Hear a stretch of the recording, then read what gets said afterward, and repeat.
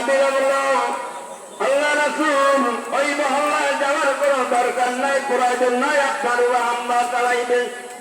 কি চালাইবে? হামলা চালাইবে। আপনার চারিদিকে শত্রু লেগে আছে।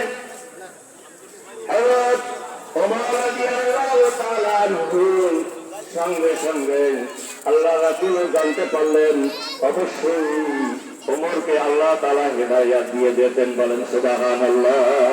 হিদায়াত দিয়ে দিতেন। এখন সমস্ত কাফেররা একত্রিত হয়ে বলতে আছে যে মুহাম্মদকে কতল করতে হইবে। সে যদি এই মহল্লায় থাকে তাহলে তারে আমাদের ইসলামকে আস্তে আস্তে সর্বনিদ্রা যাইবে। মোহাম্মদকে যদি ওই দেশ থেকে তাড়াইয়া দাও, মোহাম্মদকে সরাই দাও, তাহলে আমাদের আস্তে আস্তে সর্বশিক থেকে যাইবে। সঙ্গে সঙ্গে হযরত ওমর রাদিয়াল্লাহু তাআলা এরকম সমস্ত কাফেরদের সঙ্গে বললেন, মোহাম্মদকে তাড়ানোর কি ব্যবস্থা আছে? এক একজনে এক এক কথা বললেন।